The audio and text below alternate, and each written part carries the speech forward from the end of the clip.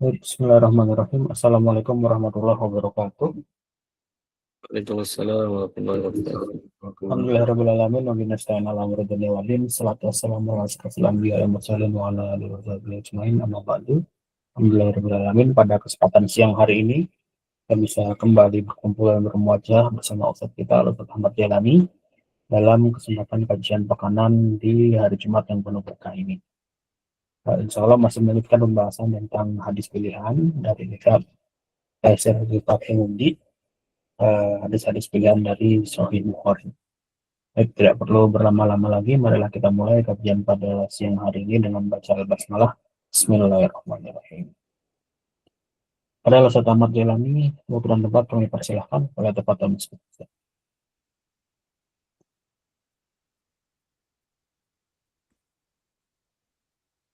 Bismillahirrahmanirrahim. Assalamualaikum warahmatullahi wabarakatuh.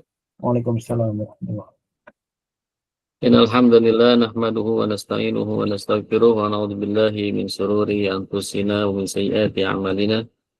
May yahdihillahu fala mudilla lahu wa may yudlil fala hadiya lahu. Asyhadu an la ilaha illallah wa asyhadu anna Muhammadan abduhu wa rasuluhu la nabiyya ba'dah. Allahumma inni a'udzu bika an adilla aw udalla aw azilla aw uzalla aw adlima aw udlama aw ajhal alayya rabbi ishrah li sadri wa yassir li amri wa hlul 'uqdatam min lisani yafqahu qawli. Baik, alhamdulillah pada siang ini kita berjumpa kembali untuk melanjutkan kajian kitab hadis kita. Semoga Allah memberikan keberkahan pada hari ini dan juga keberkahan usia kita, sehingga usia kita betul-betul bermanfaat, ya, dan juga berkah, terhindar dari segala macam keburukan, baik yang berasal dari diri kita sendiri ataupun dari orang lain. Salat dan salam tak lupa kita curahkan kepada Nabi besar Muhammad Sallallahu Alaihi Wasallam. Semoga kita diberikan keistiqomahan untuk berpegang teguh kepada sunnah Nabi Sallallahu Alaihi Wasallam, dan kita berdoa kepada Allah Subhanahu Wa Taala semoga Allah mempertemukan kita kembali, mempertemukan kita bersama atau dengan baginda Nabi Muhammad Sallallahu Alaihi Wasallam di akhirat nanti, ya, insyaallah. Amin ya Allah ya rabbal alamin. Baik sahabat, teman-teman hadirin fillah yang dirahmati Allah Subhanahu Wa Taala, kita akan lanjutkan pembahasan hadis di dalam kitab Taisir Fathil Mubdi bi Syarhi Mukhtasar Az-Zabidi di Syekh Al-Imam Abdullah Ibnu Hijazi Asy-Syarqawi. Kita masuk di pembahasan hadis yang ke-7, ya, yang diberi judul As-Shadaqatu minal kasbil halal thayyib. Bismillahirrahmanirrahim. An Abi Hurairah radhiyallahu anhu qala Rasulullah sallallahu alaihi wasallam, man tasaddaqa bi adli tamratin min kasbin thayyibin wa la yaqbalullahu illa thayyiba fa innallaha yataqabbaluha bi yaminihi thumma yurabbiha li sahibiha kama yurabbi ahadukum faluwah hatta takuna mithlal jabal. Baik, dari Abi Hurairah radhiyallahu anhu bersabda Rasulullah sallallahu alaihi wasallam, man tasaddaqa, barang siapa yang bersedekah, ya, barang siapa yang bersedekah bi adli tamratin, dengan senilai satu buah kurma, ya. Jadi barang siapa yang sedekah dengan sebuah kurma atau senilai dengan sebuah kurma, min kasbin thayyibin, dan kurma ini didapatkan dari usaha yang thayyib atau yang halal, ya. Kemudian ada keterangan sedikit di situ, wala yaqbalullahu illa thayyib, di mana Allah tidak menerima kecuali yang thayyib atau yang halal.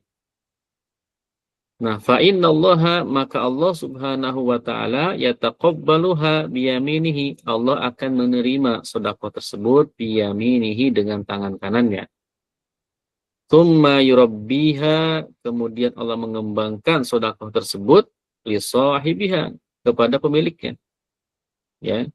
Jadi dikembangkan, dibesarkan, ya. Hakama yurabbi ahadukum faluwa, ya, sebagaimana seseorang yang mengatur, mengurusi atau mengembangkan faluwah. Ya, faluwah itu adalah anak kuda yang sudah disapih. Hatta takuna, sampai atau sehingga sedekah itu menjadi mithlal jabal, seperti besarnya seperti gunung. Masya Allah. Ya. Nah, ini hadis tentang keutamaan sedekah, ya. Nah, ini mumpung hari Jumat, ya, bagus ya jika kita menggunakannya dengan sedekah, ya. Teman-teman Adina sudah memulai sejak awal itu senang bersedekah untuk saudara-saudara kita yang ada di Palestina. Itu setiap Jumat, ya, Masya Allah. Nah, kita lihat makna dari hadis ini, bahwa man tasaddaqa bi'adli tamrah, ini maksudnya adalah barang siapa yang bersedekah. Bersedekah di sini tidak disebutkan apakah sedekah yang wajib, yaitu zakat, atau sedekah sunnah. Namun dilihat dari konteks hadis ini adalah sedekah yang sunnah. Di barang siapa yang bersedekah dengan senilai atau sesuatu yang senilai dengan satu biji kurma, yang biqimati tamrah, dengan senilai satu kurma, min kasbin thayyibin, dari hasil usaha yang thayyib, yang halal, thumma yurabbiha li sahibiha, kemudian Allah akan mengembangkan sedekah tersebut bagi si pemiliknya, si pemilik sedekah. Jadi Allah akan kembangkan harta yang awalnya senilai satu biji kurma, ketika itu merupakan hasil dari usaha yang halal, lalu kita sedekahkan kepada orang lain, maka Allah akan kembangkan satu butir kurma tersebut, ya, bagi si orang yang sedekah tadi, ya, dikembangkan, diurus, ya, sehingga menjadi lebih banyak dan lebih besar nilainya, ya.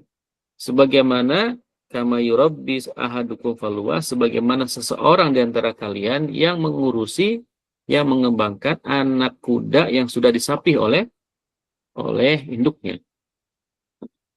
Ya kan, kalau kuda itu sudah disapih, ya kan, disapih itu artinya kan sudah tidak diurus lagi sama induknya, sudah tidak dikasih ASI lagi, air susunya lagi, ya kan, maka dia senantiasa akan diurus oleh orang lain. Ya, biasanya orang yang menernaknya, ya. Jadi diurus oleh orang lain. Nah, sampai sedekah ini kemudian karena ini adalah harta halal, kemudian dia sedekahkan, maka sedekah ini akan berkembang terus dan berkembang, ya, nilainya, kebaikannya atau pahalanya sampai seperti sebesar gunung-gunung. Tidak disebutkan nih jabalnya itu gunung apa. Artinya berarti gunung secara umum, gunung mana saja. Masya Allah. Ya, ini secara bahasa, mana secara bahasanya. Nah, kenapa disebut misral jabal? Litasaquli fi mizatihi, karena beratnya timbangan. Awil muradu as-sawab, yakni yang dimaksud dengan yang dikembangkan sehingga sampai menjadi gunung itu adalah as-sawab, pahalanya. Bahkan dalam riwayat yang lain, hadis riwayat Imam At-Tirmidzi, itu ada tambahan kalimat hatta inna luqmata latasiru mithla uhudin, sehingga sepotong atau sesuap makanan yang kita berikan kepada orang lain itu latasiru ya, dia akan kembali kepada diri yang memberinya mithla Uhudin. Pahalanya, kebaikannya itu seperti gunung Uhud. Insyaallah. Ya, jadi banyak dan besar. Baik. Ini secara selintas makna umum. Nah, kita lihat secara poin per poin ya. Apa syarah dan penjelasan dari hadis ini? Yang pertama adalah kenapa Allah Subhanahu wa taala, kenapa Rasulullah SAW menyebutkan kalimat menyebutkan kalimat bil yamini fil hadis. Ya. Bahwa ketika kita bersedekah dengan senilai minimal senilai kurma, sebuah kurma dari harta halal, maka Allah akan menerimanya. Dan Allah menerimanya dengan tangan kanan. Nah, apa maksud fa innallaha yataqabbaluha biyaminihi? Nah, apa maksud dari Allah menerima dengan tangan kanannya? Maka berkata Al-Khattabi rahimahullahu taala dalam tafsirnya, ya, ketika Allah Subhanahu wa taala menyebutkan biyaminihi, atau ketika Rasulullah SAW menyebutkan biyaminihi, yakni dzakara al-yamin li'annaha fil urf lima azza. Ya. Karena biasanya secara adat, secara kebiasaan, orang yang menerima dengan tangan kanan itu berarti dia memuliakan. Ya, berbeda kalau menerima dengan tangan kiri, berarti menghinakan. Nah, di secara uruf, ya, uruf tidak hanya di luar negeri ya, di Indonesia juga sama. Ketika kita menerima, memberi dengan tangan kanan, maka itu menunjukkan kemuliaan. Berbeda ketika menerima dengan tangan kiri, itu menunjukkan kehinaan. Nah, artinya Allah menerima ya sedekahnya orang yang bersedekah dari harta halal itu dengan tangan kanannya artinya memuliakan, ya, memuliakan orang yang bersedekah dari harta halal tadi, insyaallah. Ya. Itu maksud kenapa Rasulullah SAW menyebutkan ya taqabbalallahu biyaminihi. Allah akan menerima ya taqabbalullaha biyaminihi. Allah akan menerima sedekahnya itu dengan tangan kanannya. Ya. Wa qala al-Maziri hadzal hadis wasibuhu inna ma'abaru bihi ala ma tadu fi khitabihim yafhamu anhu fakunna an qabuli sadaqah bil yamin wa an tad'ifi ajriha bitarbiyah. Ya. Nah, menurut Al-Maziri, ya, hadis ini dan hadis semisalnya itu mengibaratkan bahwa ini untuk memudahkan para penerima hadis dengan menggunakan penganalogian tadi agar bisa difahami oleh mereka ya tentang diterimanya sedekah dengan tangan kanan tadi. Nah, jadi dianalogikan ya oleh Rasulullah SAW kepada mustami, orang-orang yang mendengarkan hadis ini, bahwa Allah menerima dengan penuh kemuliaan. Ya, Allah menerima dengan kebaikan. Makanya menerima dianalogikan dengan tangan kanannya, dengan tangan kanan Allah Subhanahu wa taala.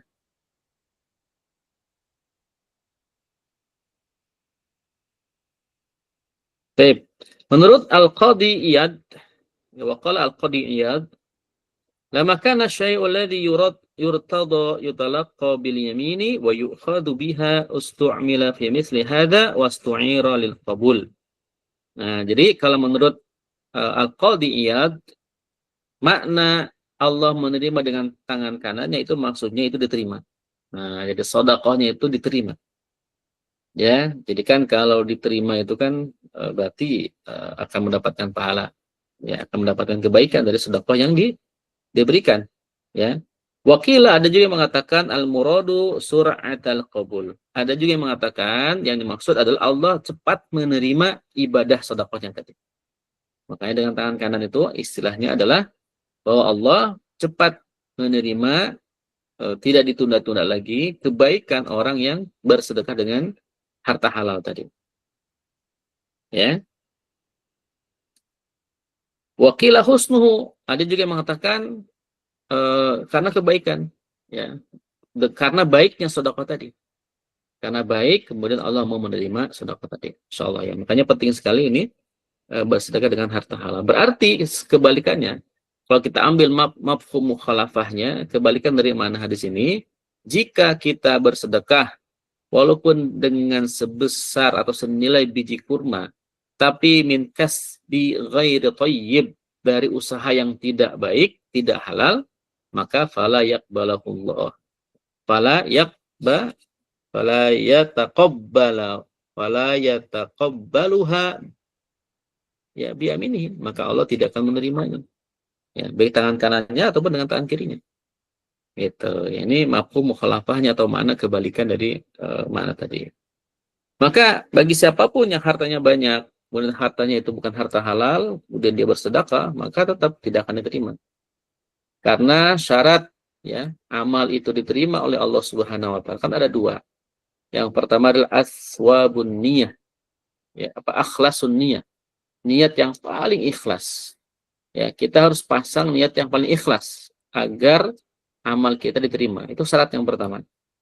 Ya, syarat yang kedua adalah aswab ya. Caranya yang paling benar. Ya. Jadi niat yang paling ikhlas, kemudian caranya yang paling benar. Dan keduanya tidak bisa dipisahkan. Dia tidak bisa hanya sekedar niatnya paling ikhlas, tapi caranya salah. Seperti tadi bisa jadi orang itu ikhlas karena Allah bersedekah, tapi harta yang dia sedekahkan itu berasal dari harta haram. Maka sebagaimana mana kebalikan dari hadis tadi tentu tidak akan diterima. Ya, sedekahnya tadi. Nah, begitupun kebalikannya. Ya, hartanya halal, ya, tapi niatnya tidak ikhlas, bukan karena Allah, maka itu juga tidak diterima. Ya, maka kedua syarat ini harus dipenuhi. Niatnya paling ikhlas, kemudian caranya itu adalah paling benar. Gitu ya. Kemudian apa makna hadis secara umum? Makna hadis qala Al-Hafidz Ibnu Hajar Al-Asqalani, berkata Al-Hafidz Ibnu Hajar rahimahullahu taala, innal abda idza tasaddaqa min kasbin thayyibin la yazalu nadharullahi ilaihi yuksibuha na'tal kamali hatta tantahi bitad'ifi ila nisabin faqa'u al-munasabatu bainahu wa baina ma qaddama nisbata ma baina tamrati ila jabal. Masyaallah ya. Jadi sesungguhnya seorang hamba apabila dia bersedekah ya ya senilai atau min kasbin thayyibin dari usaha yang baik yang halal tadi ya, maka Allah akan terus melihatnya, memandangnya ya kepada hasil usahanya tadi. Bukan kepada seberapa nilainya, tapi dari hasil usahanya.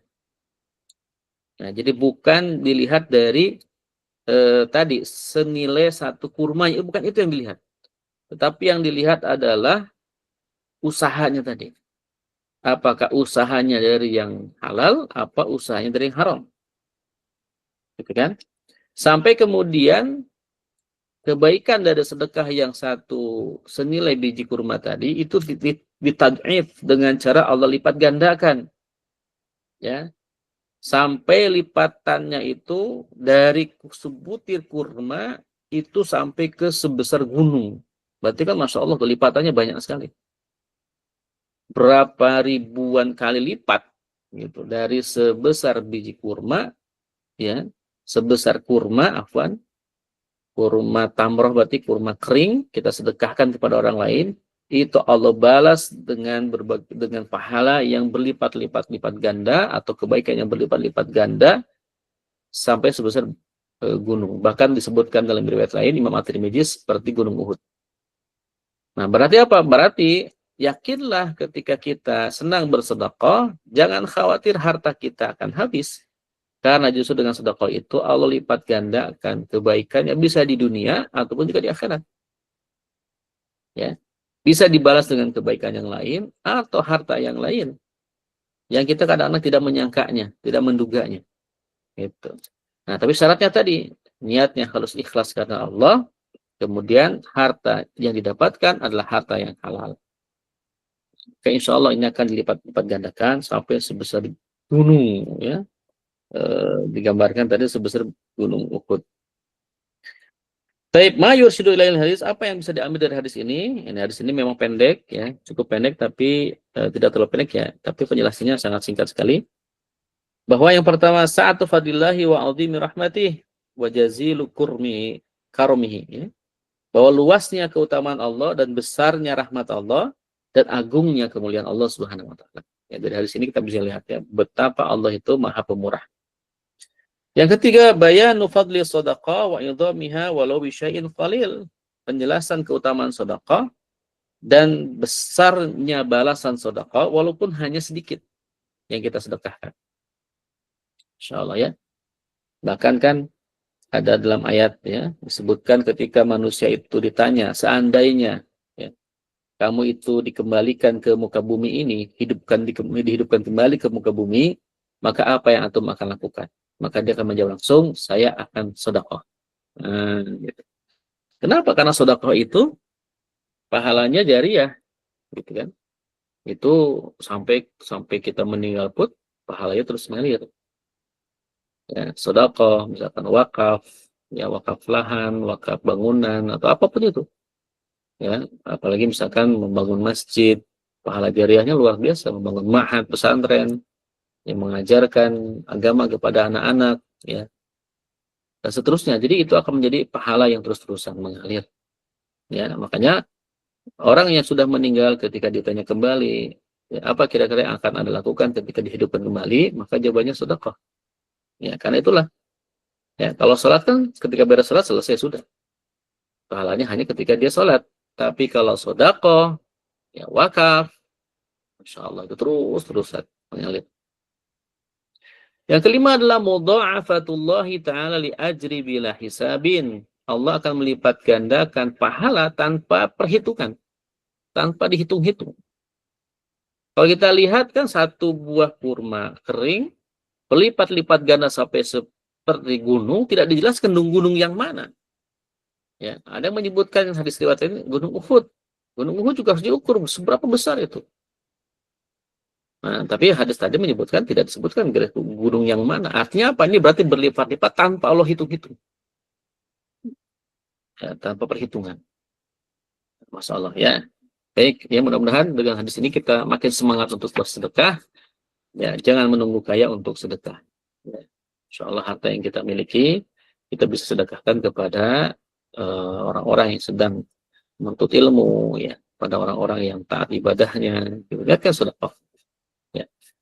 Baik, kemudian hadis yang ke-8, at-taharri fi kasbil luqmati al-halal. Ya. Jadi an Abi Hurairah radhiyallahu anhu anin Nabi sallallahu alaihi wasallam qala ya'ti 'alan nasi zamanun la yubali al-mar'u ma akhadha minhu aminal halali aminal haram. Nah, ini ya, ini saat ini sedang terjadi ya. Kita lihat ya, dari Abi Hurairah radhiyallahu anhu dari Nabi sallallahu alaihi wasallam bersabda, ya'ti akan datang 'alan nasi kepada manusia zamanun suatu zaman la yubalil mar'u di mana seseorang tidak peduli ma'akhadha minhu apa yang diambil darinya, apakah aminal halali, apakah itu dari harta halal, aminal haram, apakah harta haram. Jadi di zaman sekarang orang tuh sudah tidak peduli lagi apakah harta yang diambil itu harta yang halal atau harta yang haram. Bahkan dengan bangganya mereka mengatakan harta haram aja susah diambil Ustaz, susah dapat apa lagi harta halal. Nah gitu dalilnya itu. Padahal kalau berpikirnya jernih gitu ya. Harta haram susah didapatkan. Harta halal juga susah didapatkan. Ya, mending harta halal sama-sama susah. Ya, mending halal. Yang haram sama-sama juga susah. Yang haram sudah mah susah, berdosa lagi. Harta halal susah, ya berpahala insya Allah. Nah ini akan terjadi zaman sekarang. Sehingga orang akan menghalalkan segala cara, ya, mencuri, korupsi, ya, kemudian juga konggalingkong dengan pejabat, melakukan penipuan, penjabretan, penodongan, pembegalan, ini terjadi pada masa sekarang. Ya, baik kita coba cek ya. Ini juga penjelasannya sangat sedikit sekali. Asyarhu wal bayan, penjelasan. Ma yahdafu ilaihil hadis. Apa yang ditujukan dalam hadis ini? Bihadzal hadis dammu tarkit tahari fil makasib. Ya. Bahwa hadis ini mencela orang yang tahari. Ya. Tahari itu adalah orang yang tidak memeriksa, ya, tarkit tahari, meninggalkan tahari, memeriksa, mengecek, ya, fil makasib, dalam usaha, dalam bekerja. Tidak cek dulu apakah usahanya ini halal atau haram. Pokoknya yang penting kerja. Nah, tidak boleh. Harusnya kita sebagai muslim ketika kita mau melamar pekerjaan, dicek dulu tuh perusahaannya apa yang diproduksi gitu loh. Akadnya bagaimana. Ketika itu sudah tidak sesuai dengan Islam, ya sudah kita tinggalkan. Ya. Dan ketika sesuai dengan Islam, ya kita lakukan. Gitu. Nah, ini apa namanya, panduan bagi kita. Ini Rasulullah celah. Ya, ini adalah hadis yang isinya sebenarnya mencela. Ya. Nah, qala al-Imam Ibnu Battal rahimahullah taala, hadza yakunu li dha'fid din. Ini terjadi karena lemahnya agama. Nah, itu dia. Ya, karena lemahnya akidah, karena lemahnya tauhid umat Islam saat ini, sehingga mereka lebih mudah mencari harta yang haram, lebih senang dengan harta haram. Ya, misalkan dengan, apalagi sekarang ya, semua orang bisa melakukan apapun untuk mendapatkan harta. Bisa dengan apa namanya, ya, sosial media, menampakkan aurat atau apapun itu, ya, hanya untuk mendapatkan viewer yang banyak, ya, atau untuk mendapatkan like yang banyak, atau mendapatkan AdSense dan sebagainya. Tapi mereka melakukan itu dengan cara yang halal, dengan cara yang haram gitu. Ini fenomena sekarang. Walaupun mudah, semua orang bisa melakukan itu, tapi apa yang mereka lakukan itu ternyata eh, haram hasilnya itu. Auzubillah min dzalik. Ya.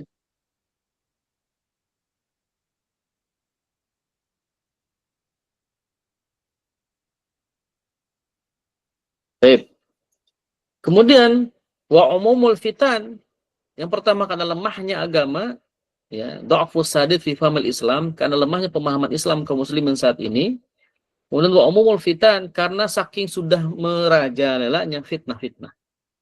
Fitnah itu kan sesuatu yang bisa memalingkan dari agama. Itu fitnah, ya. Nggak pakai F, ya, fitnah, bukan pakai P. Jadi fitnah itu sesuatu yang bisa memalingkan kita. Apa saja bisa memalingkan kita. Pokoknya apapun yang bisa memalingkan kita dari jalan Allah, itu namanya fitnah. Ya, makanya kadang disebut, ya, istri bisa jadi fitnah, harta bisa jadi fitnah, anak bisa jadi fitnah, dunia ini juga bisa jadi fitnah, bahkan ilmu pun bisa jadi fitnah. Ya.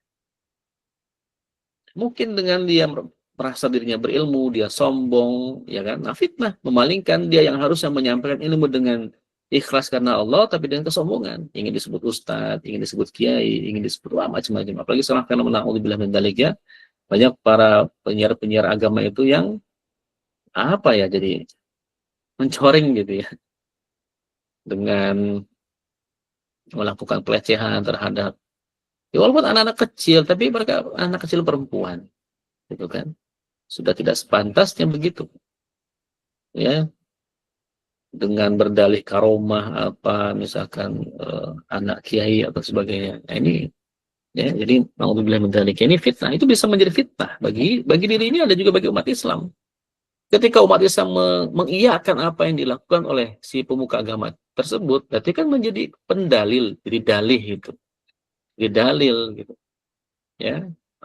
Dalil bagi dia bahwa itu boleh. Naudzubillah min dzalik. Jadi fitnah. Harta juga bisa jadi fitnah. Ya, dengan harta lupa dengan agama, lupa dengan akhirat, gitu kan? Karena kita ngejar dunia, kemudian kita lupa sholat, lupa puasa, ya, atau kita lupa untuk berkata jujur, kita berbohong untuk mendapatkan jabatan, misalkan untuk mendapatkan bonus, kita berbohong. Itu berarti harta itu bisa menjadi fitnah. Jabatan juga bisa menjadi fitnah. Hatta istri pun bisa jadi fitnah. Ya, istrinya susah diatur, ya, nggak mau memakai pakaian yang Islam, ya, senantiasa membuka auratnya, suaminya sudah nasihati, tetap nggak mempan juga. Ini jadi fitnah istrinya. Ya, atau istrinya ngerengek-ngerengek pengen dapat sesuatu, tapi uangnya nggak cukup. Istrinya menyarankan udah korupsi saja, dia pun korupsi misalnya. Jadi ini fitnah. Anak pun jadi fitnah, ya, karena alasan sayang sama anak, gitu kan. Anaknya pengen ini, pengen itu, pengen dipenuhi semuanya, tapi tidak punya uang. Kemudian dia mencuri dan sebagainya demi anak, misalkan begitu. Nah, ini juga fitnah. Jadi, semuanya bisa menjadi fitnah. Nah, saking sudah menyebarnya fitnah di mana-mana, ya, maka orang itu sudah tidak peduli lagi. Mencari harta itu, mau yang halal, mau yang haram, pokoknya ambat semua. Kalau bahasa sekarang tuh gaskeun, gitu ya. Kemudian waqad akhbara Rasulullah sallallahu alaihi wasallam anal islama bada'a ghoriban. Ini Rasulullah juga pernah menyampaikan dalam hadis yang lain ya bahwa bahwa Islam itu bada'a ghoriban, itu dimulai atau datang dengan asing. Wa sa'udu ghoriban, dan akan kembali asing lagi. Ya, jadi dulu Islam datang ke tanah Arab itu kan asing. Agama asing, agama yang aneh, tidak sesuai dengan kebiasaan. Banyak orang yang menolak, banyak orang yang mencemooh, banyak orang yang nyinyir. Nah, karena dianggap asing agama Islam ini. Dan dia akan kembali, maksudnya akan kembali itu hari kiamat, berarti kan itu kan menjadi asing lagi. Orang itu ketika berislam itu dianggap aneh. Ya, orang itu kalau tidak punya pacar dianggap aneh, pada dia mencoba menjaga kehormatan. Orang itu ketika masih perawan nih zaman sekarang nih, di luar sana untuk menjaga. Orang perawan aja dianggapnya aneh. Karena zaman sekarang para perawat banyak yang tidak perawan. Ya, jadi orang-orang yang berpegang teguh kepada sunnah ini memang seperti memegang bara api gitu ya. Dianggap aneh, dianggap asing, dianggap tidak lumrah dan sebagainya. Nah, dulu itu ya, orang pakai kerudung yang lebar yang menutup aurat dengan syar'i itu dianggapnya aneh. Ya. Bahkan dulu juga ada orang pakai cadar, perempuan pakai cadar itu aneh. Ya, disebutnya teroris, apalah gitu, ninja lah gitu. Tapi sekarang alhamdulillah mungkin ya, alhamdulillahnya sedang mulai lagi kesadaran umat Islam itu pada Islam. Sehingga orang yang pakai kerudung panjang itu sudah menjadi biasa. Ya, kemudian juga pakai cadar juga sudah menjadi biasa. Ya, terlepas ada orang yang memanfaatkan itu ya ini niatnya apa. Tapi secara umum itu menjadi hal yang baik gitu ya. Dia trennya menjadi tren yang baik, bukan tren yang buruk. Gitu ya. Kemudian wa anzaru kasratul fasad, dan Nabi memperingatkan ya tentang banyaknya kerusakan. Ya. Dhaharul fasadu fil barri wal bahri bima kasabat aydin nas. Jadi telah tampak kerusakan di langit dan di bumi itu karena tangan-tangan manusia. Nah, Syekh Ali As-Sabuni mentafsirkan bima kasabat aydin nas itu dengan makna bima'asyatihi wa dzunubihim, karena maksiat-maksiat mereka manusia dan karena dosa-dosa manusia.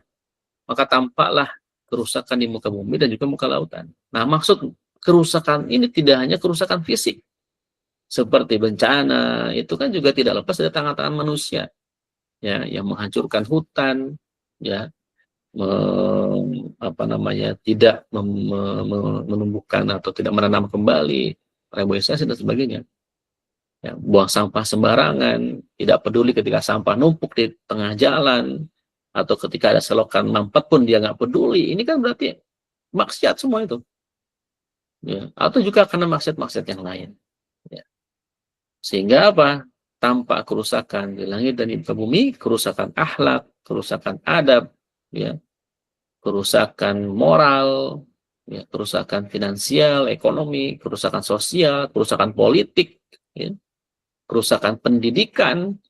Ya, coba kita lihat pendidikan sekarang ya. Innalillahi ya. Guru itu seperti tidak punya wibawa lagi.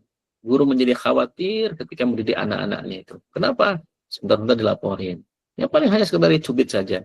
Atau hanya sekedar dijiwir. Ya. Padahal menurut para ulama, ketika ada murid itu dijiwir telinganya, ya, itu ternyata bikin pintar.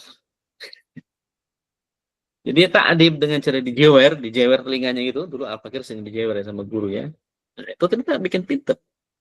Dan ternyata secara ilmiah, kalau kita searching ya, kenapa jeweran guru itu bikin pintar, itu ada ternyata.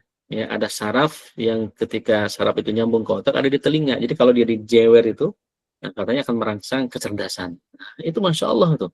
Jadi ulama itu memilih hukuman bagi santri itu dengan hukuman yang seperti memang menta'adib, menghukum, tapi ada kebaikan buat yang dihukum. Gitu. Ya.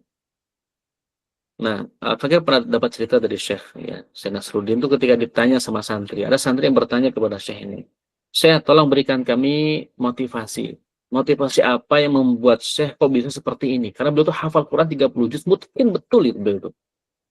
Ya, kita yang talaki sama beliau belum nggak pegang Quran. Ketika jadi imam nggak pegang Quran. Jadi hafal betul ayatnya, suratnya, posisi dan sebagainya betul.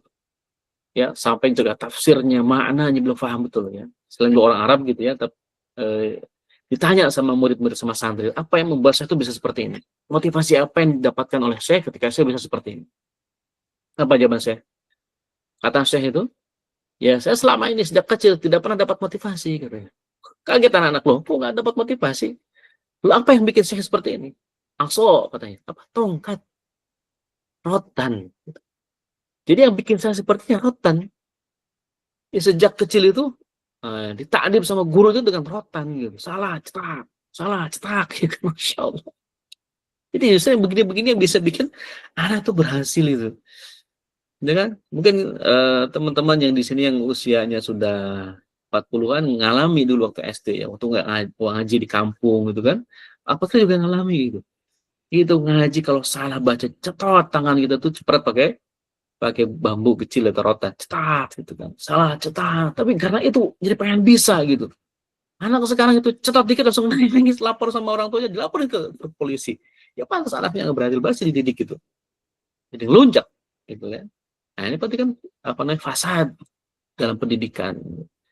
Dalam ekonomi, wah apalagi ya, ada ketimpangan antara yang miskin dengan yang kaya, secara sosial, kemudian juga ekonomi, carut marut, ya hutang di mana-mana, ya bunga juga di negara ini dibangun dengan bunga dan seterusnya. Ini kan berarti fasad dalam bidang ekonomi. Dalam bidang politik, ya, keculasan, kecurangan itu terjadi di hadapan mata kita semua. Kita lihat dan kita diam dan itu dibenarkan secara undang-undang. Keculasan itu, kecurangan itu coba. Ini berarti kan fasad di bidang ekonomi. Jadi banyak sekali. Apalagi fasad di bidang adab, akhlak. Ya Allah, ya Rabbana. Ini zaman kita. Ya. Wadhuhurul munkar tuh. Tampaknya kemungkaran. Gitu. Jadi kemungkaran itu, orang sekarang tuh bangga dengan kemungkaran. Sebagaimana hadis yang kita pernah kaji ya, namanya mudhaharah. Orang yang bangga dengan kemaksiatan. Allah sudah tutup maksiat itu, dia malah cerita-cerita. Dia pamer dalam sosial media. Bahwa dia telah melakukan ini dengan bangganya, dia melakukan kemaksiatan. Ya, ini tampak kemungkaran di mana-mana. Ya. Taghayyurul ahwal, sudah berubah kondisi-kondisi. Wa qala ba'du ulama, bahkan sebagian ulama mengatakan akhbar Rasulullah sallallahu alaihi wasallam bihadza tahdziran min fitnatil mal. Jadi Nabi sallallahu alaihi wasallam memperingatkan dengan hadis ini sebagai tahdziran, sebagai suatu peringatan dari fitnah harta. Wa huwa min ba'di dalailin nubuwati, dan ini termasuk sebagian daripada dalil atau nubuahnya Nabi. Ikhbari bil mughayyabat, ya, di mana Nabi mengabarkan sesuatu yang gaib, karena itu kan sayati zamanun, jadi zaman yang akan datang. Maksudnya pada zaman Nabi menceritakan kepada para sahabatnya akan datang satu zaman. Ini bagian daripada mukjizat seorang Nabi, di mana beliau bisa menceritakan masa depan yang beliau belum alami. Ya, wahya al-umur allati lam takun fi zamanihi waqa'at kama akhbar biha sallallahu alaihi wasallam, di mana hal itu tidak terjadi pada masa Nabi tapi terjadi setelah masa Nabi, dan itu masa yang sudah jauh sekali daripada masa kenabian sallallahu alaihi wasallam. Nah, ini bagian daripada akhbarul mughayyabat, ya, kabar yang sifatnya gaib. Nah, apa yang bisa kita ambil dari hadis ini? Yang pertama, dhammu malam yubali fi talabi ma'asyihi wa jam'i kasbihi, ya. Celaan, ya, bagi orang yang tidak peduli, ya, dengan cara apa dia mencari ma'isyahnya atau mendapatkan nafkahnya itu, ya. Ini termasuk celaan. Jadi kita tidak boleh sembarangan mendapatkan harta dengan tanpa tahu apakah itu halal atau haram.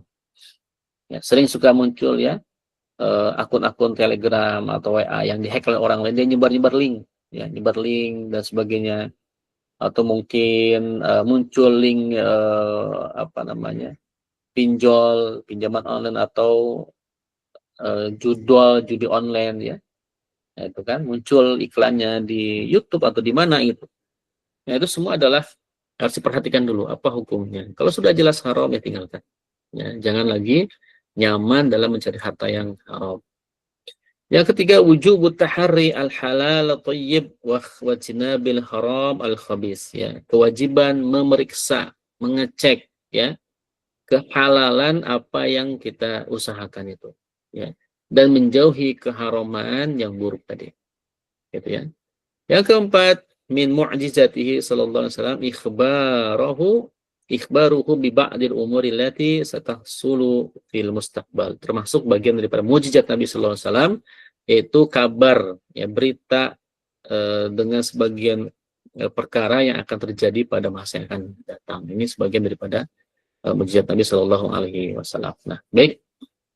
Itu kira-kira dua hadis yang bisa disampaikan pada hari ini.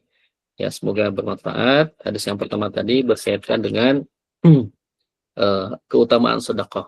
Ya, bahwa sedekah sekecil apapun, kalau itu niatnya karena Allah, kemudian dari harta yang halal, Allah akan menerimanya. Bahkan Allah akan mengembangkan pahala dan kebaikan dari sedekah tersebut selipat-lipatnya, berkali-kali lipat sampai sebesar gunung.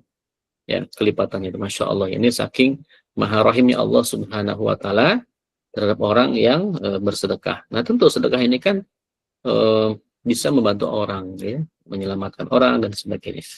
Kemudian hadis yang kedua membahas tentang ketidakpedulian orang-orang zaman masa datang, itu masa sekarang, diprediksi oleh Rasulullah SAW bahwa nanti pada zamannya akan datang, itu zaman sekarang mungkin maksudnya mungkin ya, itu orang-orang yang sudah tidak peduli lagi dari mana hartanya dia dapatkan, apakah dari yang halal atau dari yang haram.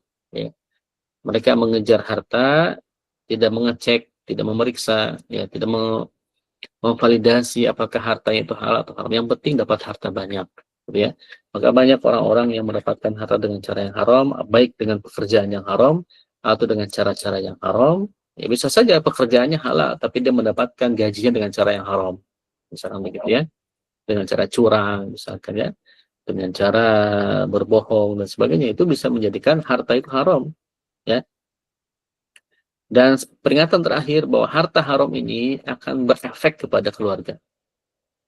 Ya. Bahkan doa-doa yang kita panjatkan ketika makanan kita adalah makanan yang haram, baju kita adalah baju yang haram, ya. Kemudian juga minuman yang diminum juga haram. Kata Rasulullah, "Fala yustajaba lakum." Allah tidak akan menerima doa-doa itu. Walaupun dipanjatkan dengan cara-cara yang sesuai dengan syariat Islam. Misalkan cara-caranya dengan mengangkatkan tangan ke atas, menyebut nama-nama Allah, ya. Kemudian dalam keadaan safar, gitu ya. Itu kan diceritakan dalam hadis Rasulullah, ya. Ketika datang seorang paruh baya dengan pakaian yang lusuh sekali, seperti dalam perjalanan yang panjang, bajunya kumel, kemudian dia mengangkat tangannya sampai ke atas, kemudian menyebut-nyebut nama Allah, ya Allah, ya Allah, ya Allah. Ya, kemudian juga meminta sesuatu kepada Allah Subhanahu wa taala, tapi kata Rasulullah, tapi dia bajunya baju haram, makanannya haram, minumannya haram, bahkan gizi yang dia makan juga haram, maka apakah mungkin hal itu bisa dikabulkan oleh Allah Subhanahu wa taala? Ini pertanyaan retoris. Ya, pertanyaan yang tidak perlu ada jawaban. Mana mungkin Allah akan mengabulkan orang-orang yang berdoa sedangkan dapat harta yang haram tadi. Nah, lalu bagaimana? Apakah ada orang-orang yang seperti itu tapi hartanya banyak? Ada saja. Itu para ulama menyebutnya sebagai harta istidraj. Ya, harta yang memang diberikan oleh Allah ya untuk sebagai hukuman. Ya, bukan sebagai nikmat, tapi sebagai hukuman yang nanti makin lama makin banyak, kemudian siap-siap Allah akan jatuhkan sejatuh-jatuhnya. Nah, bisa di dunia ataupun juga di akhirat. Dengan hartanya itu dia dihakimi, karena harta itu kan hisabnya berat. Dua kali pertanyaannya, dari mana dan untuk apa. Gitu. Ya, naudzubillah min dzalik. Semoga Allah berikan harta yang berkah bagi kita, ya. Semoga Allah berikan taufiknya bagi kita semua agar kita bisa mendapatkan harta yang halal, insyaallah. Wallahu a'lam bishawab. Wassalamualaikum warahmatullahi wabarakatuh. Waalaikumsalam warahmatullahi wabarakatuh. Terima kasih banyak Ustaz Denani atas pemaparan materi pada siang hari ini. Untuk selanjutnya kita sampai ke sesi tanya jawab. Silakan jika ada pertanyaan bisa langsung open mic atau bisa langsung ketik di kolom chat untuk pertanyaan. Di sini udah ada satu pertanyaan Ustaz dari Pak Yudi. Bismillah, izin bertanya. Apakah memang ada hadis yang menyatakan secara khusus keutamaan sedekah di hari Jumat? Mungkin. Baik. Secara umum, beberapa hadis menyebutkan hari Jumat itu adalah hari yang mulia atau disebutkan oleh Rasulullah sebagai Sayyidul Ayyam, gitu ya. Jadi Sayyid itu berarti kan pimpinannya hari, gitu ya. Nah, maka amal apapun yang dilakukan atau amal baik apapun yang dilakukan di hari Jumat itu merupakan amal yang istimewa karena dilaksanakan di hari yang istimewa itu hari Jumat, gitu ya. Misalkan ada amal yang khusus disebutkan dalam hadis Rasulullah SAW itu adalah membaca surah Al-Kahfi misalkan ya, atau kemudian juga di mana hari dari Jumat ke Jumat itu ketika kita membaca surat Al-Kahfi akan Allah buka apa menjadi cahaya bagi kita ya, cahaya pada hari Jumat ya. Kemudian juga ada memang hadis ya Rasulullah SAW yang apakah lupa secara teks Arabnya ya, secara umum maknanya begini, bahwa siapa saja yang bersedekah di hari Jumat maka Allah akan lipat gandakan pahalanya, gitu ya. Nanti coba Al-Fakir cari ya hadisnya, tapi Al-Fakir lupa dari si teksnya bagaimana. Nah, memang ada ya hadis yang menyatakan hal demikian. Jadi ketika kita bersedekah di hari Jumat itu Allah akan lipat gandakan pahalanya. Nah, tentu ya, apakah kemudian kita harus sedekahnya di hari Jumat terus? Ya tidak juga, karena ada hadis lain yang menyatakan sedekah setiap subuh. Nah, itu apalagi ini ya. Setiap subuh kan tidak dikhususkan hanya hari Jumat. Setiap hari, setiap subuh kita sedekah di pagi hari, ya, maka itu malaikat akan mendoakan. Ya, malaikat akan mendoakan orang yang bersedekah di subuh hari itu dengan kebaikan. Ya, bahkan didoakan agar diberikan berlipat-lipat ganda kebaikan dan juga rezeki yang lain. Dan mendoakan orang yang tidak bersedekah di subuh hari itu dengan pelit, disebutnya pelit. Ya, malaikat mendoakannya agar dia tidak mendapatkan kebaikan. Nah, ya. Nah, ini juga ada dorongan sedekah setiap subuh, termasuk subuh Jumat. Artinya bisa dilakukan kapan saja. Termasuk bisa dilakukan di hari apa saja, yang penting di subuh hari, gitu ya. Nah, kemudian ada lagi hadis lain yang menyatakan bahwa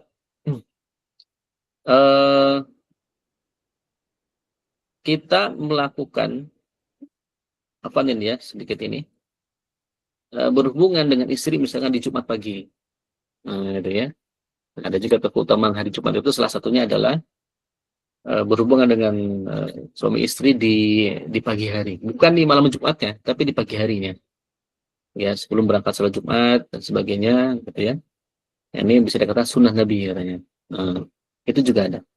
Nah, itulah beberapa hadis ya yang mengkhususkan amalan-amalan itu di hari Jumat. Gitu ya.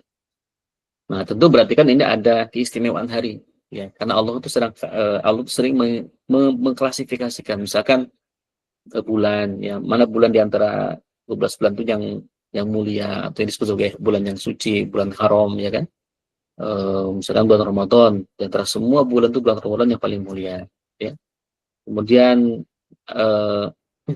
tadi hari ya sepekan itu hari apa yang paling mulia, misalkan hari Jumat, ya. Kemudian tahun, ya, tahun kapan tahun itu bisa dianggap tahun yang paling mulia itu tahun kelahiran Nabi, misalkan disebutnya sebagai tahun gajah, ya. Itu tahun dan sebagainya. Jadi ada beberapa hal yang kadang Allah memberikan atau melalui Rasulullah SAW itu hari-hari, bulan-bulan atau pekan-pekan yang itu ada kekhususan atau keistimewaan daripadanya, ya. Tapi itu kira-kira ya, wallahu a'lam bishawab. Baik, terima kasih Ustaz atas jawaban yang diberikan. Ini sudah tinggal 4 menit habis, selama menuju azan. Jadi jika ada pertanyaan mungkin teman-teman bisa langsung utarakan di grup aja ya.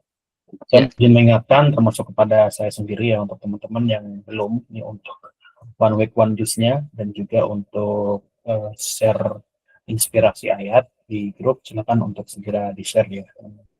Karena insya Allah kita share akan kita membawa manfaat, dan semoga orang yang membacanya mendapatkan manfaat dari kita juga mendapat pahala dari manfaat yang sudah kita sebarkan. Wallahu a'lam bishawab. Terima kasih jazakumullah khairan teman-teman atas kehadirannya di kajian siang hari ini. Marilah kita tutup kajian siang hari ini dengan baca alhamdulillahirabbil alamin Alhamdulillah. dan baca doa kafaratul majlis. Subhanakallahumma bihamdika asyhadu an la ilaha illa anta Subhanakallahumma astaghfiruka. bihamdika asyhadu an la ilaha illa anta astaghfiruka wa atubu ilaik. Terima kasih. Wassalamualaikum warahmatullahi wabarakatuh. Waalaikumsalam warahmatullahi wabarakatuh. Jazakumullah khairan katsiran Ustaz. Barakallahu fikum. Naam, wa iyyakum. Barakallahu fikum.